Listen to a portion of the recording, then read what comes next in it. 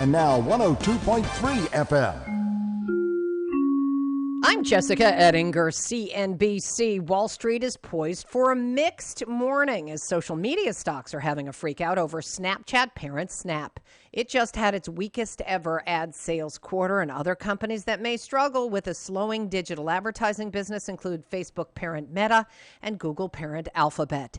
Twitter out with a quarterly report this morning, missing earnings expectations, partly blaming Elon Musk and his takeover attempt, which Musk is now trying to back out of. American Express shares were higher in pre-market trading on strong quarterly results because of a rebound in travel and entertainment. Verizon cutting its full-year forecast as phone subscriber growth is being hurt by higher prices. Shares were falling in pre-market trading. FedEx will stop Sunday residential delivery in some smaller towns starting next month. The FedEx ground cutback is because of higher costs for fuel, vehicles, and wages. Jessica Ettinger, CNBC. When you're an innovative business, every blinking cursor, every blank page is an opportunity. What will you do with it? Will you make something better or create something new? Our Dell Technologies advisors provide you with tools and expertise to do incredible things. Because we believe there's an innovator in all of us.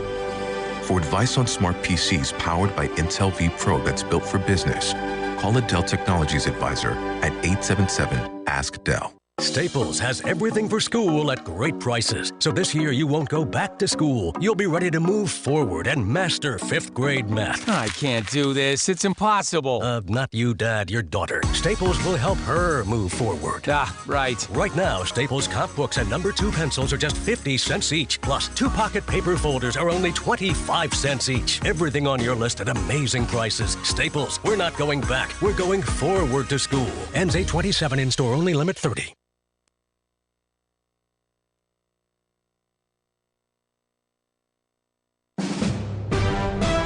NBC News Radio, I'm Lisa Taylor. President Biden's symptoms are improving as he's taking an antiviral medication designed to fight COVID. He completed his first day of Paxlovid yesterday and will continue taking it. The president's doctor added he had a slight fever last night, but took Tylenol to fight that. Florida's new abortion law will stand following the latest ruling by an appeals court. Rick Hoschel has details. The law restricts abortions after 15 weeks of pregnancy. A judge sided with abortion clinics and others to block it, but the state appealed and the law went into effect. In a decision issued on Thursday, a 3-judge panel of the First District Court of Appeal rejected a request to reinstate a temporary injunction to prevent the law from being enforced. The appeals panel also rejected an attempt to fast-track the case to the state Supreme Court. A senior American defense official is estimating Ukraine has taken out more than 100 high-value Russian targets. Chairman of the Joint Chiefs of Staff General Mark Milley said earlier this week those strikes are steadily degrading Russian troops. Lisa Taylor, NBC News Radio. You're listening to The Rick Smith Show on KCAA. We'll be right back after this message from our sponsor, Teamsters 1932, a strong union with 14,000 members in the IE. Go to Teamsters1932.org for more information. Are you underpaid and overworked? Is a living wage and employee benefits like affordable health care more of a dream than a reality for you and your family? If so, it's time to form a union. Don't be denied the wages and benefits you deserve. Come together in a union with the power of numbers. A union is not a privilege, it's your right, and it will make a difference. Contact Teamsters Local 1932, a powerful and successful labor union in San Bernardino, by visiting Teamsters1932.org/organize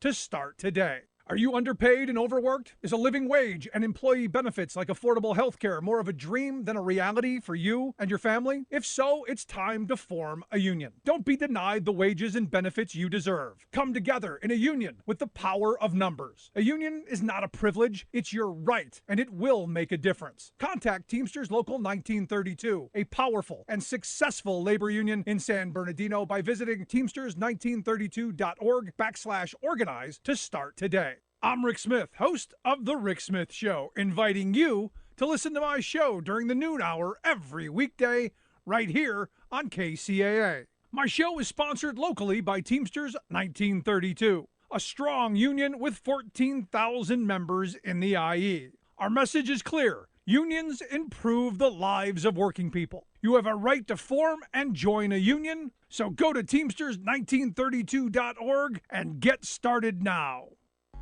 Located in the heart of San Bernardino, California, the Teamsters Local 1932 Training Center is designed to train workers for high-demand, good-paying jobs in various industries throughout the Inland Empire.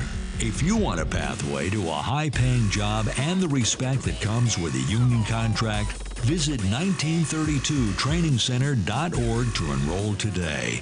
That's 1932trainingcenter.org.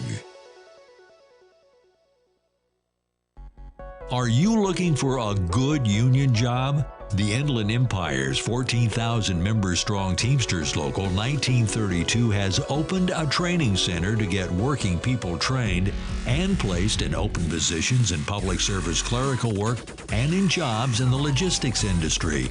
This is a new opportunity to advance your career and raise standards across the region. Visit 1932trainingcenter.org to enroll today. That's 1932trainingcenter.org. This is the Rick Smith Show. Thanks so much for being here. Early broadcast time today as we are going to bring you the January 6th hearings. Yes, this could be the last one, could be the big one. Lots to get into, lots to talk about. After the program, going to have a couple of folks come in, share some thoughts on what is being presented. We are waiting for the committee to come into the room, waiting for them to begin this whole process. And look, I'm looking forward to seeing how they wrap this up, how this all comes together, what the latest bombshells are going to be. Today, an op-ed in the New York Times of 7 four-star generals and admirals coming out and saying the former president was derelict of duty. This, what is amazing, what is quite remarkable for all of the people who poo-pooed this off and said, it's not going to move the needle, it's not going to be a big deal. No one, my favorite, no one is paying attention. There is nobody who's paying attention to all this. Lots of folks now in the Republican Party saying that this is a pretty big wound, that this is going to be, they're ready to move on from Donald Trump. And look, going to be interesting to see how it plays out. And here we go. Here is the gaveling in. Earlier this week, I received a positive COVID per CDC guidelines. The initial 2 shots and all of the boosters. I've been blessed to experience very minimal because I'm still quarantined. I cannot participate in person with my colleagues. I've asked our Vice Chair, Ms. Cheney, to preside over this evening's hearing, including maintaining order in the room and swearing in our witnesses.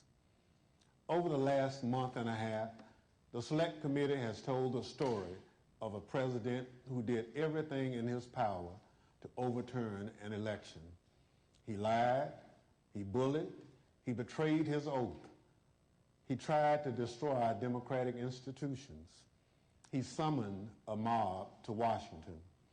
Afterward, on January 6th, when he knew that the assembled mob was heavily armed and angry, he commanded the mob to go to the Capitol, and he emphatically commanded the heavily armed mob to fight like hell.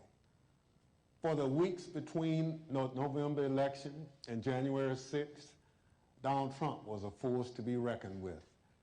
He shrugged off the factuality and legality correct, sober advice of his knowledgeable and sensible advisors.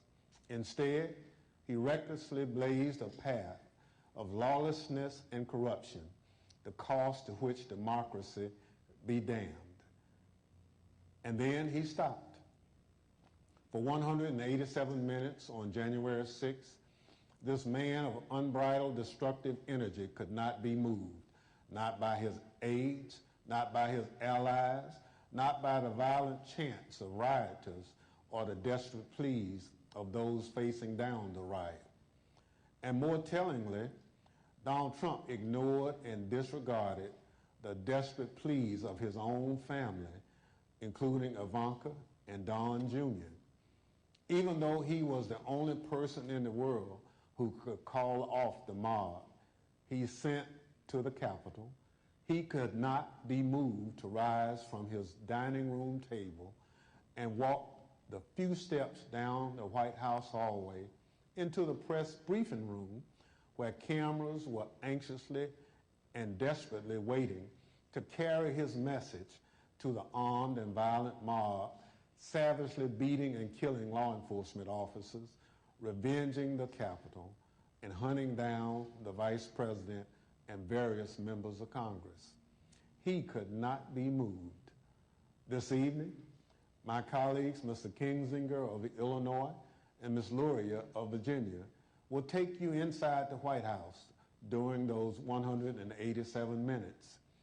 We also remind you of what was happening at the Capitol minute by minute as the final violent, tragic part of Donald Trump's scheme to cling to power unraveled while he ignored his advisors, stood by and watched it unfold on television.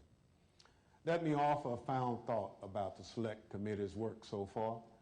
As we've made clear throughout these hearings, our investigation goes forward. We continue to receive new information every day. We continue to hear from witnesses. We will reconvene in September to continue laying out our findings to the American people. But as that work goes forward, a number of facts are clear. There can be no doubt that there was a coordinated, multi-step effort to overturn an election overseen and directed by Donald Trump. There can be no doubt that he commanded a mob he knew was heavily armed, violent, and angry, to march on the Capitol to try to stop the peaceful transfer of power. And he made targets out of his own vice president and the lawmakers gathered to do the people's work. These facts have gone undisputed. And so there needs to be accountability. Accountability under the law. Accountability to the American people. Accountability at every level, from the local precincts in many states where Donald Trump and his allies attacked election workers for just doing their jobs, all the way up to the Oval Office, where Donald Trump embraced a legal advice of insurrectionists that a federal judge has already said was a coup in search of a legal theory. Our democracy withstood the attack on January 6th. If there's no accountability for January 6th, for every part of this scheme, I fear that we will not overcome the ongoing threat to our democracy.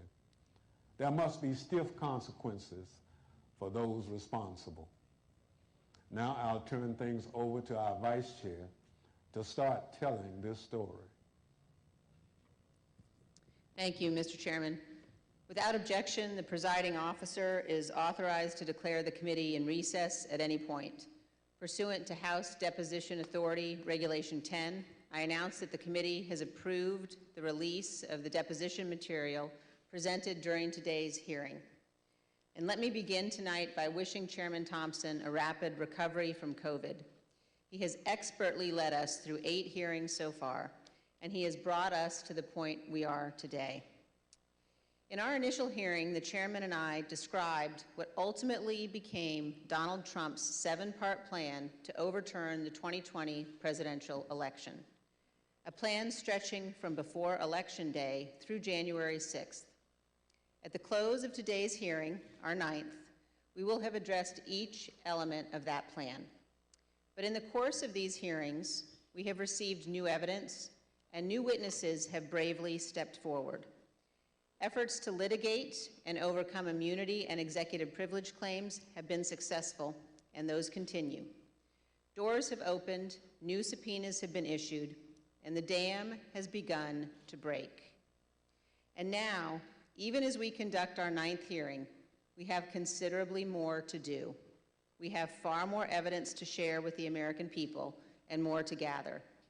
So our committee will spend August pursuing emerging information on multiple fronts before convening further hearings this September. Today, we know far more about the President's plans and actions to overturn the election than almost all members of Congress did when President Trump was impeached on January 13th, 2021, or when he was tried by the Senate in February of that year. 57 of 100 senators voted to convict President Trump at that time, and more than 20 others said they were voting against conviction because the president's term had already expired. At the time, the Republican leader of the United States Senate said this about Donald Trump. A mob was assaulting the Capitol in his name. These criminals were carrying his banners, hanging his flags, and screaming their loyalty to him. It was obvious that only President Trump could end this. He was the only one. Leader McConnell reached those conclusions based on what he knew then, without any of the much more detailed evidence you will see today. Lawlessness and violence began at the Capitol on January 6, 2021, before 1 p.m., and continued until well after darkness fell. What exactly was our Commander-in-Chief doing during the hours of violence? Today, we address precisely that issue. Everything you've heard in these hearings thus far will help you understand President Trump's motives during the violence. You already know Donald Trump's goal: to halt or delay Congress's official proceedings to count certified electoral votes. You know that Donald Trump tried to pressure his vice president to illegally reject votes and delay the proceedings. You know he tried to convince state officials and state legislators to flip their electoral votes from Biden to Trump. And you know Donald Trump tried to corrupt our Department of Justice to aid his scheme. But by January 6th, none of that had worked. Only one thing was succeeding on the afternoon of January 6th. Only one thing was achieving President Trump's goal. The angry, armed mob President Trump sent to the Capitol broke through security, invaded the Capitol, and forced the vote counting to stop. That mob was violent and destructive, and many came armed. As you will hear, Secret Service agents protecting the Vice President were exceptionally concerned about his safety and their own. Republican leader Kevin McCarthy was scared, as were others in Congress, even those who themselves helped to provoke the violence. And as you will see today, Donald Trump's own White House counsel, his own White House staff, members of his own family, all implored him to immediately intervene to condemn the violence and instruct his supporters to stand down, leave the Capitol, and disperse. For multiple hours, he would not. Donald Trump would not get on the phone and order the military or law enforcement agencies to help. And for hours, Donald Trump chose not to answer the pleas from Congress, from his own party, and from all across our nation to do what his oath required. He refused to defend our nation and our Constitution. He refused to do what every American president must. In the days after January 6th, almost no one of any political party would defend President Trump's conduct, and no one should do so today. Thank you, and I now recognize the gentlewoman from Virginia. Thank you, Madam Vice Chair. Article 2 of our Constitution requires that the President swear a very specific oath every 4 years. Every President swears or affirms to faithfully execute the office of President of the United States and, to the best of their ability, preserve, protect, and defend the Constitution of the United States. The President also assumes the constitutional duty to take care that our nation's laws be faithfully executed and is the Commander-in-Chief of our military. Our hearings have shown the many ways in which President Trump tried to stop the peaceful transfer of power in the days leading up to January 6th. With each step of his plan, he betrayed his oath of office and was derelict in his duty. Tonight, we will further examine President Trump's actions on the day of the attack on the Capitol. Early that afternoon, President Trump instructed tens of thousands of supporters at and near the Ellipse rally, a number of whom he knew were armed with various types of weapons, to march to the Capitol. After telling the crowd to march multiple times, he promised he would be with them and finished his remarks at 1:10 p.m. like this. We're going to walk down, and I'll be there with you. We're going to walk down. We're going to walk down anyone you want, but I think right here we're going to walk down to the Capitol. So let's walk down Pennsylvania Avenue. By this time, the Vice President was in the Capitol. The joint session of Congress to certify Joe Biden's victory was underway, and the Proud Boys and other rioters had stormed through the first barriers and begun the attack. Radio communications from law enforcement informed Secret Service and those in the White House Situation Room of these developments in real time. At the direction of President Trump, thousands more rioters marched from the Ellipse to the Capitol, and they joined the attack. As you will see in great detail tonight, President Trump was being advised by nearly everyone to immediately instruct his supporters to leave the Capitol, disperse, and halt the violence. Virtually everyone told President Trump to condemn the violence in clear and unmistakable terms. And those on Capitol Hill and across the nation begged President Trump to help. But the former president chose not to do what all of those people begged. He refused to tell the mob to leave until 4:17, when he tweeted out a video statement filmed in the Rose Garden, ending with this. So go home. We love you.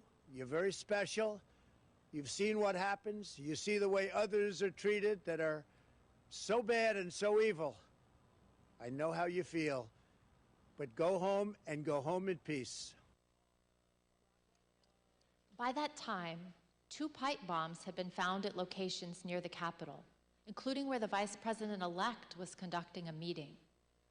Hours of hand-to-hand combat had seriously injured scores of law enforcement officers.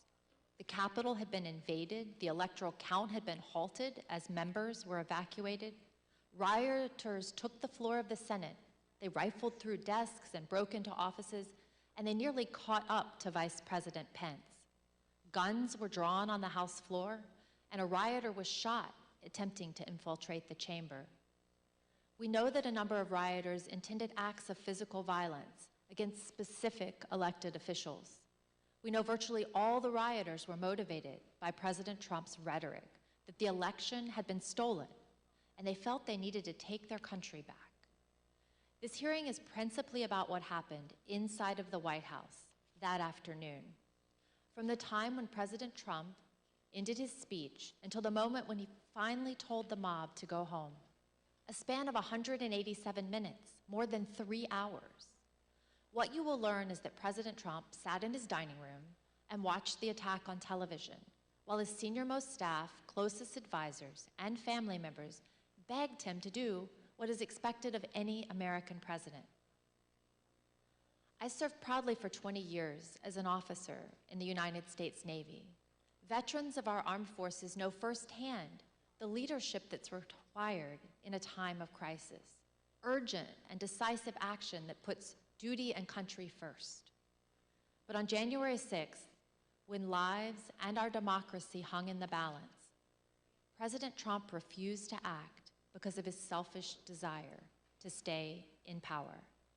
And I yield to the gentleman from Illinois, Mr. Kinzinger. Thank you. Thank you, Ms. Loria. 1 week after the attack, Republican leader Kevin McCarthy acknowledged the simple truth. President Trump should have acted immediately to stop the violence. During our investigation, General Mark Milley, the chairman of the Joint Chiefs of Staff, also remarked on the president's failure to act. Let's hear what they had to say. The President bears responsibility for Wednesday's attack on Congress by mob rioters. He should have immediately denounced the mob when he saw what was unfolding. These facts require immediate action by President Trump. Yeah, you're the Commander-in-Chief. You got an assault going on the Capitol of the United States of America. And there's nothing. No call, nothing, zero. Like my colleague from Virginia, I'm a veteran. I served in the Air Force, and I serve currently in the Air National Guard. I can tell you that General Milley's reaction to President Trump's conduct is 100% correct, and so was Leader McCarthy's. What explains President Trump's behavior?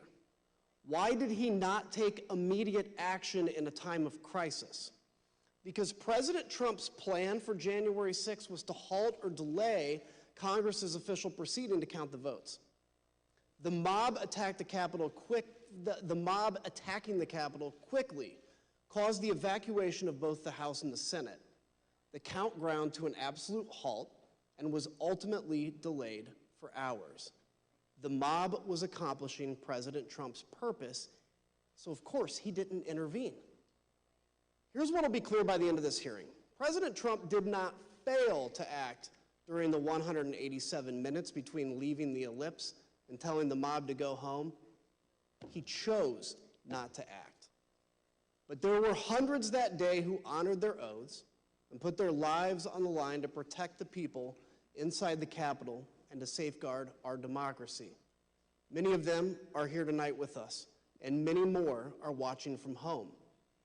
As you already know, and we'll see again tonight, their service and sacrifice shines a bright light on President Trump's dishonor and dereliction of duty. I yield to the Vice Chair. Thank you very much, Mr. Kinzinger. I'd like to begin by welcoming our witnesses this evening. Tonight we're joined by Mr. Matthew Pottinger.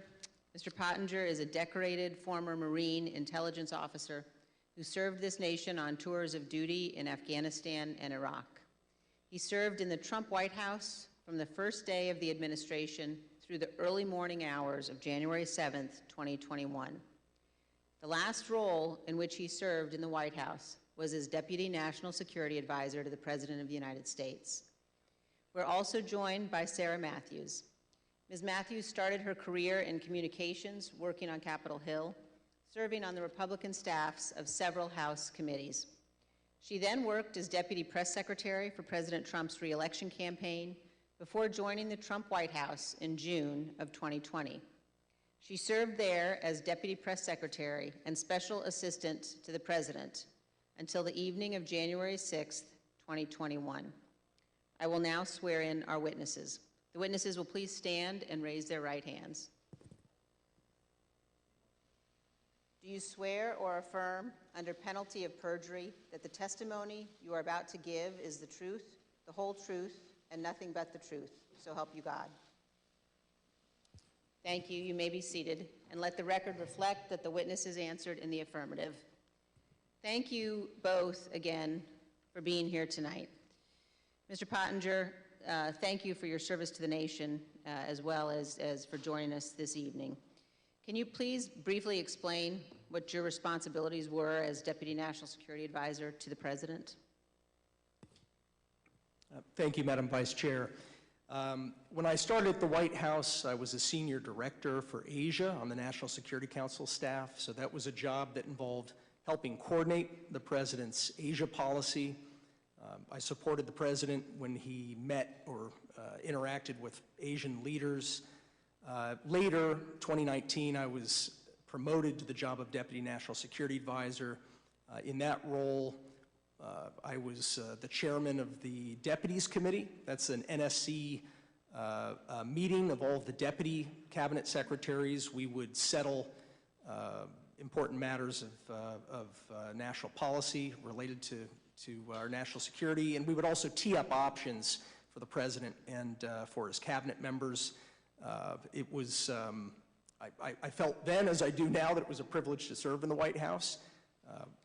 I'm also very proud of President Trump's foreign policy accomplishments. We were able to finally compete with China. We were also able to broker peace agreements between Israel and 3 Arab states. I mean, those are some examples of the types of policies that I think made our country safer. Thank you, Ms. Pottinger. And were you in the White House during the attack on the Capitol on January 6th? For most of the day I was in the White House, although when the president was speaking at the rally, I was actually off-site at a scheduled meeting with India's ambassador to the United States. The National Security Council staff was not involved in organizing the security for what was a domestic event, the rally, but I did return to the White House at roughly 2:30 p.m. Thank you, and I know my colleagues will have additional questions for you about that afternoon. Let me turn now to you, Ms. Matthews. How did you come to join President Trump's White House staff? Thank you, Madam Vice Chair. As you outlined, I am a lifelong Republican, and I joined the Trump re-election campaign in June of 2019. I was one of the first communications staffers actually on board for his re-election campaign. And during that time, I traveled all around the country and met Kayleigh McEnany, who was also working on his re-election campaign. I worked there for a year, and I formed a close relationship with Ms. McEnany, and she moved over to the White House in April of 2020 to start as White House press secretary, and she brought over a group of campaign staff with her, and so I joined her over at the White House in June of 2020 to start as her deputy. And were you, Ms. Matthews, at work in the White House on January 6th? Yes, I was working out of the West Wing that day. Thank you. And now I'd like to recognize the gentlewoman from Virginia and the gentleman from Illinois. Thank you, Madam Vice Chair. As you've seen in our prior hearings, President Trump summoned the mob to D.C. on January 6th. Before he went on stage, he knew some of them were armed and prepared for combat. During his speech, he implored them to march to the Capitol, as he had always planned to do. By the time he walked off the stage, his supporters had already breached the outer perimeter of the Capitol at the foot of Capitol Hill. Since our last hearings, we've received new testimony from a security professional working in the White House complex on January 6th, with access to relevant information and responsibility to report to national security officials.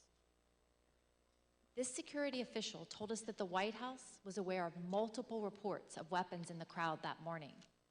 We as a committee are cognizant of the fear of retribution expressed by certain national security witnesses who have come forward to tell the truth. We've therefore taken steps to protect this national security individual's identity.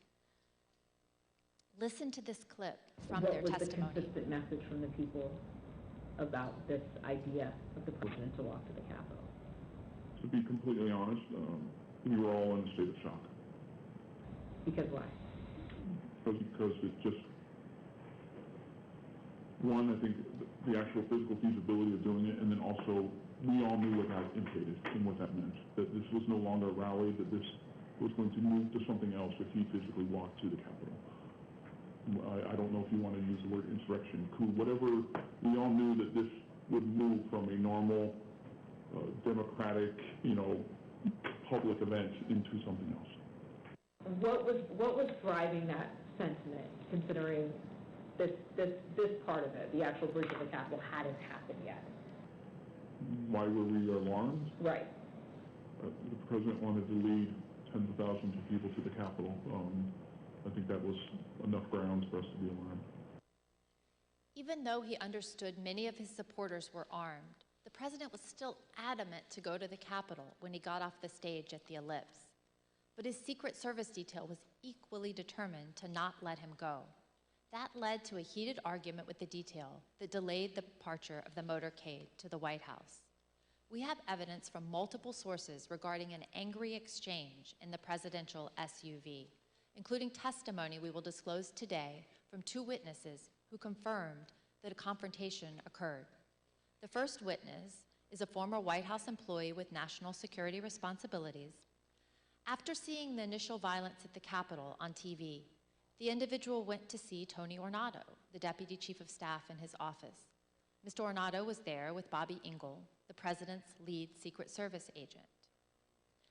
This employee told us that Mr. Ornato said that the president was, quote, irate when Mr. Engel refused to drive him to the Capitol. Mr. Engel did not refute what Mr. Ornato said. The second witness is retired Sergeant Mark Robinson of the DC Police Department, who was assigned to the president's motorcade that day. He sat in the lead vehicle with a Secret Service agent responsible for the motorcade, also called the TS agent. Here's how Sergeant Robinson remembered the exchange. Was there any description of what was occurring in the car? No, the only description I received was that the president was upset and that he was adamant about going to the Capitol, and there was a heated discussion about that. And when you say heated, is that your word or is that the word that was described by the TS agent? No, the word described by the TS agent, meaning that the president was upset, and he was saying there was a heated argument or discussion about going to the Capitol. About how many times would you say you've been part of that motorcade with the president? Probably over 100 times.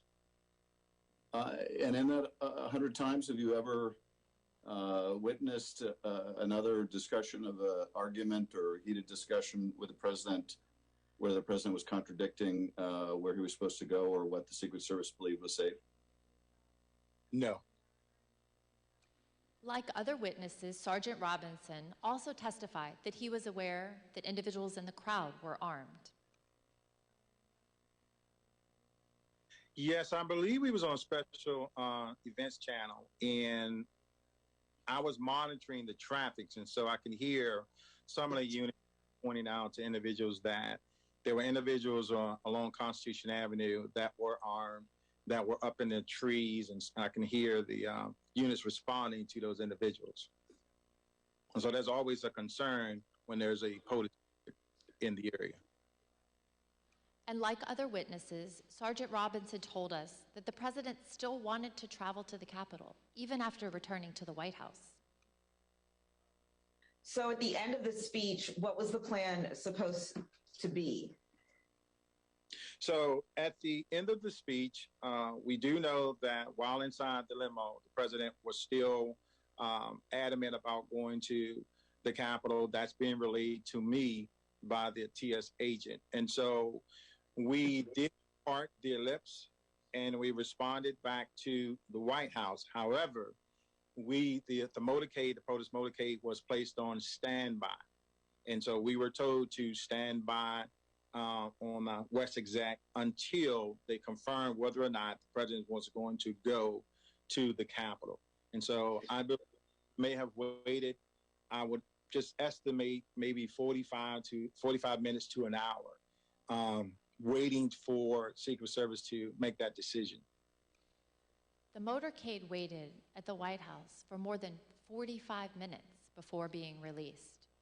The committee is also aware that accounts of the angry confrontation in the presidential SUV have circulated widely among the Secret Service since January 6th. Recent disclosures have also caused the committee to subpoena yet further information from the Secret Service, which we've begun to receive and will continue to assess. The committee is also aware that certain Secret Service witnesses have now retained new private counsel. We anticipate further testimony under oath and other new information in the coming weeks. After the Secret Service refused to take President Trump to the Capitol, he returned to the White House. What you see on the screen is a photo of him inside the Oval Office immediately after he returned from the rally, still wearing his overcoat. A White House employee informed the president as soon as he returned to the Oval about the riot at the Capitol. Let me repeat that. Within 15 minutes of leaving the stage, President Trump knew that the Capitol was besieged and under attack. At 1:25, President Trump went to the private dining room off the Oval Office. From 1:25 until 4 o'clock, the president stayed in his dining room. Just to give you a sense of where the dining room is situated in the West Wing, let's take a look at this floor plan. The dining room is connected to the Oval Office by a short hallway. Witnesses told us that on January 6th, President Trump sat in his usual spot. at the head of the table, facing a television hanging on the wall. We know from the employee that the TV was tuned to Fox News all afternoon. Here you can see Fox News on the TV showing coverage of the joint session that was airing that day at 1:25. Other witnesses confirmed that President Trump was in the dining room with the TV on for more than 2.5 hours. There was no official record of what President Trump did while in the dining room. On the screen is the presidential call log from January 6th. As you can see, there's no official record of President Trump receiving or placing a call between 11:06 and 6:54 p.m. As to what the president was doing that afternoon, the presidential daily diary is also silent. It contains no information from the period between 1:21 p.m. and 4:03 p.m. There are also no photos of President Trump during this critical period between 1:21 in the Oval Office and when he went outside to the Rose Garden after 4 o'clock. The chief White House photographer wanted to take pictures because it was, in her words, very important for his archives and for history. But she was told, quote, no photographs. Despite the lack of photos or an official record, we've learned what President Trump was doing while he was watching TV in the dining room. But before we get into that, it's important to understand what he never did that day. Let's watch. So are you aware of any phone call by the President of the United States to the Secretary of Defense that day? Not that I'm aware of, no. Are you aware of any phone call by the President of the United States to the Attorney General of the United States that day? No. Are you aware of any phone call by the President of the United States to the Secretary of Homeland Security that day? I'm not aware of that, no. Did you ever hear the the President No. ask for the National No. Guard? Did you ever hear the President ask for law enforcement response? No. So as somebody who works in the national security space and with the National Security Council, if there were going to be troops present or called up for a rally in Washington, D.C., for example, is that something that you would have been aware of? Yeah, I would have. Do you know if he asked anybody to reach out to any of those that we just listed off? National Guard, DOD, FBI, Homeland Security, Secret Service, Mayor Bowser, the Capitol Police, about the situation in the Capitol? I am not aware of any of those requests. No, sir. We have confirmed in numerous interviews with senior law enforcement and military leaders, Vice President Pence's staff and D.C. government officials. None of them, not one, heard from President Trump that day. He did not call to issue orders. He did not call to offer assistance. This week we received additional testimony from yet another witness about why the president didn't make any efforts to quell the attack.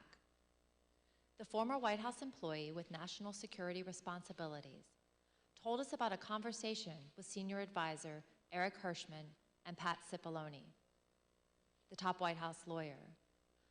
This conversation was about a pending call from the Pentagon seeking to coordinate on the response to the attack. Mr. Hirschman turned to Mr. Cipollone and said, the president didn't want to do anything. And so Mr. Cipollone had to take the call himself. So if President Trump wasn't calling law enforcement or military leaders, what did President Trump spend his time doing that afternoon while he first settled into the dining room? He was calling senators to encourage them to delay or object to the certification. Here's Kayleigh McEnany, his press secretary, to explain. All right, then it says back there, and he wants list of senators. And then he's calling them one by one. Do you know which ones he called? To the best of my recollection, no. As I say in my notes, he wanted a list of the senators, and I left him at that point. Because the presidential call log is empty, we do not yet know precisely which senators President Trump was calling. But we do know from Rudy Giuliani's phone records that President Trump also called him at 1:39, after he had been told that the riot was underway at the Capitol. Mr. Giuliani was President Trump's lead election attorney. According to the phone records, the president's call with him lasted approximately 4 minutes. Recall that Fox News was on in the dining room. Let's take a look at what was airing as this call was ending. The president, as we all saw, fired this crowd up. They've all, tens of thousands, maybe 100,000 or more, have gone down to the Capitol or elsewhere in the city, and they're very upset. Now, I jumped down as soon as we heard the news that Brett gave you about Mike Pence. I started talking to these people. I said, what do you think? One woman, an Air Force veteran from Missouri, said she was, quote, disgusted to hear that news and that it was his duty to do something. And I told her, I said, there's nothing in the Constitution unilaterally that Vice President Pence could do. She said, that doesn't matter. He should have fought for Trump. At 1:49, here's what was happening at the Capitol with President Trump's fired up supporters. We're going to give riot warning.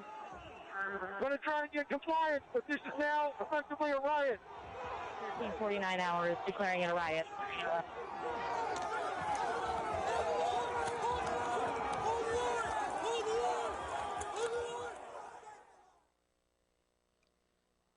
What did President Trump do at 1:49 as the DC police at the same time were declaring a riot at the Capitol?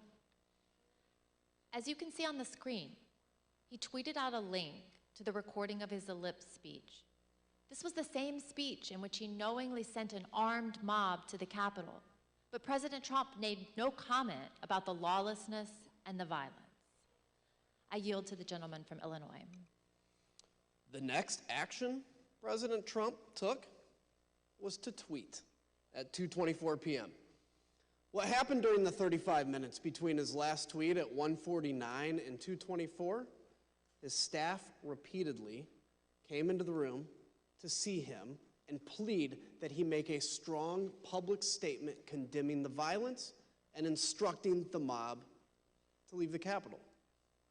He did not relent until after 4 o'clock when he went out to go to the Rose Garden to film his now infamous go home message. Pat Cipollone was a top White House lawyer. Here's what he told us about his reaction to seeing the violence and his advice throughout the afternoon. When did you first realize that there was actual violence or rioting? I first realized that it may have been on television, or it may have been Tony, or it may have been Bill, but I found out that people were, they weren't in the Capitol yet, but they were, and then I started watching it, and, then I was aware. What specifically did you think needed to be done? I think I was pretty clear there needed to be an immediate and forceful response statement, public statement, that people need to leave the Capitol now. My question is exactly that. That it sounds like you, from the very onset of violence at the Capitol, right around 2 o'clock, were pushing for a strong statement that people should leave the Capitol. Is that right? I was, and others were as well. Pat, you said that you expressed your opinion forcefully. Could you tell us exactly how you did that? Yeah, I can't, don't have, I have to, on the privilege issue, I can't talk about conversations with the president, but I can generically say that I said, people need to be told, there needs to be a public announcement fast that they need to leave the Capitol. And Pat, could you let us know approximately when you said that? Approximately when? Almost immediately after I found out people were getting into the Capitol or approaching the Capitol in a way that was violent. Do you remember any discussion with Mark Meadows with respect to his view that the president didn't want to do anything, was somehow resistant to wanting to say something along the lines that you suggest? And it's not just to be clear, many people suggested it. Not just me, many people felt the same way.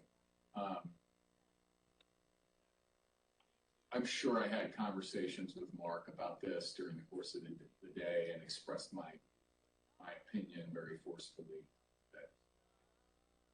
that this needs to be done. So your advice was tell people to leave the Capitol, and it took over 2 hours when there were subsequent statements made, tweets put forth that in your view were insufficient. Did you continue, Mr. Cipollone, throughout the period of time up until 417 continue, you and others, to push for a stronger statement? Yes.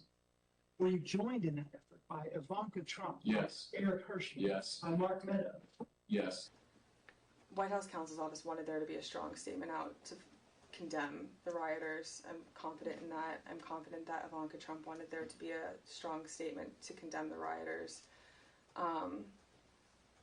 I don't know the private conversation she had with Mr. Trump, but I remember when she came to the office one time with White House counsel's office, when she came to the chief of staff's office with White House counsel's office, she was talking about the speech later that day and trying to get her dad on board with saying something that was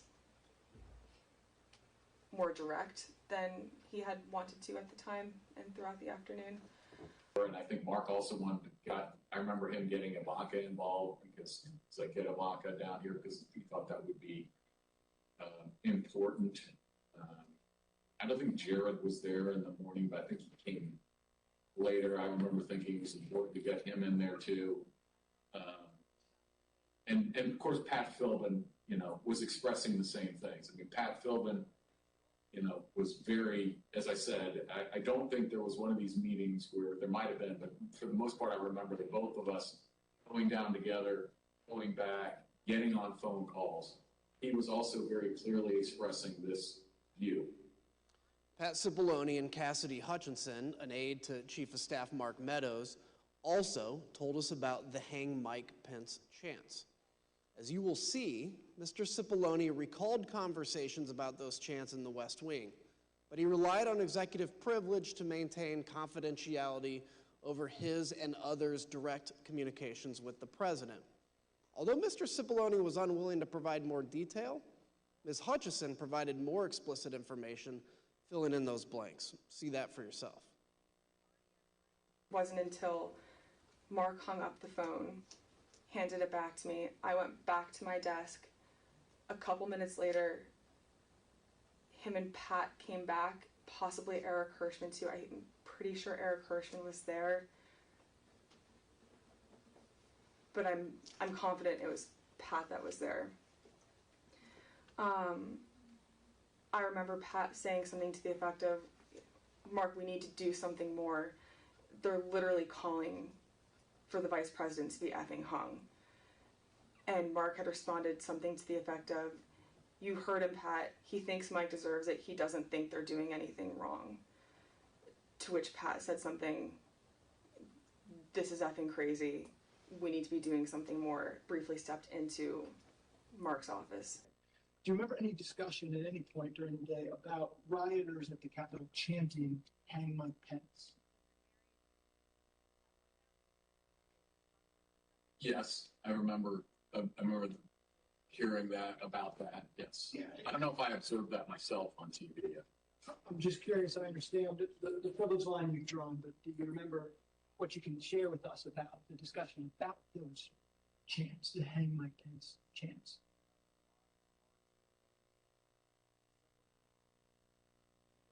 I can tell you my view of that. Yeah, please. My view of that is outrageous.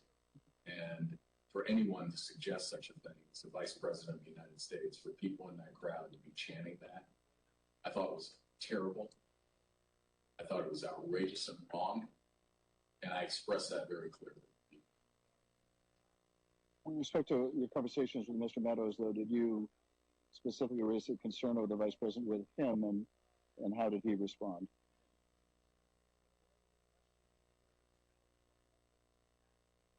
I believe I raised a concern about the Vice President, and I again, the nature of his response, without recalling exactly, was he, people were doing all that they could.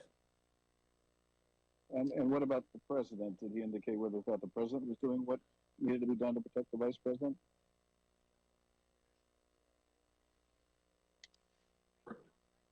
Yeah, just sir. That question. Call for production. Yeah. Okay. I'm being instructed on it. I see. In addition, Mr. Cipollone testified that it would have been feasible, as commentators on television were suggesting, for President Trump to immediately appear at the podium in the press room to address the nation. would it have been possible at any moment for the president to walk down to the podium in the briefing room and talk to the nation at any time between when you first gave him that advice at 2 o'clock and 4:17 when the video statement? Would that have been possible? Would it have been possible? Yes. Yes, would have been possible. We just heard Mr. Cipollone say that President Trump could have gone to the press briefing room to issue a statement at any moment. To give you a sense of just how easy that would have been, let's take a look at a map of the West Wing. As we saw earlier, the president's private dining room is at the bottom of the map. The press briefing room is at the top, highlighted in blue, and the Rose Garden, where the president ultimately filmed his go home video, is on the right next to the Oval Office, and that's highlighted in green. Ms. Matthews, how quickly could the president have gotten on camera in the press briefing room to deliver a statement to the nation?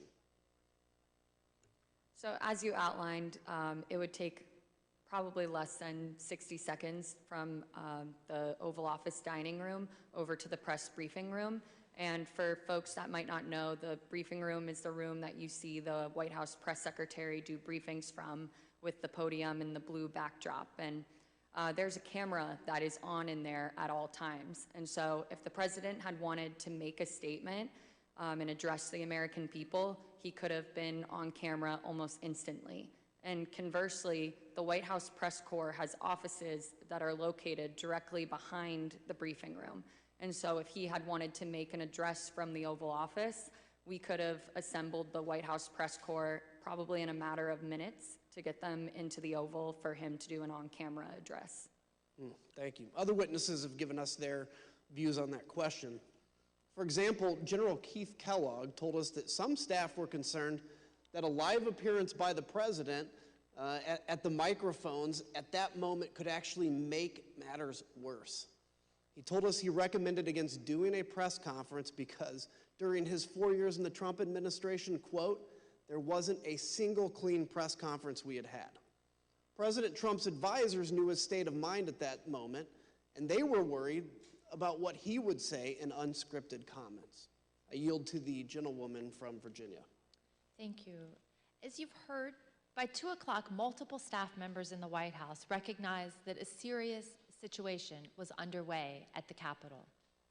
Personally, I recall being evacuated from the House office building where we're sitting before this time. It was due to the discovery of 2 pipe bombs in nearby buildings. Ms. Matthews, around the same time, you were watching the violence unfold on television and social media with colleagues, including with Ben Williamson, a senior aide to Mark Meadows and the acting director of communications. You told us that before President Trump sent his next tweet at 2:24, Mr. Williamson got up to go see Mr. Meadows, and you got up to go see Kayleigh McEnany. Why did you both do that? So Ben and I were watching the coverage unfold from one of the offices in the West Wing, and we both recognized that the situation was escalating, and it was escalating quickly, and that the president needed to be out there immediately to tell these people to go home and condemn the violence that we were seeing. So I told him that I was going to make that recommendation to Kayleigh, and he said he was going to make the same recommendation to the Chief of Staff, Mark Meadows. Thank you. And one of your colleagues in the press office, Judd Deere, told us he also went to see Ms. McEnany at that time. Let's hear what he said about this critical period of time, right as the rioters were getting into the Capitol. And why did you think it was necessary to say something? Well, I mean, it appears that individuals are storming the U.S. Capitol building. They also appear to be supporters of Donald Trump who may have been in attendance at the rally. We're going to need to say something. And did you have a view as to what should be said by the White House? If I recall, I told Kayleigh that I thought that we needed to encourage individuals to stop, to respect law enforcement, and to go home.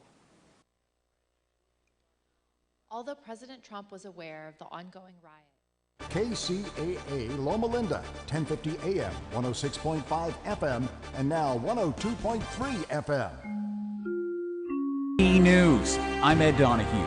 A longtime ally of former President Donald Trump has been found guilty of contempt of Congress. The AP's Norman Hall has the story. A jury in the nation's capital convicted Steve Bannon for defying a congressional subpoena from the House committee investigating the January 6th insurrection at the U.S. Capitol.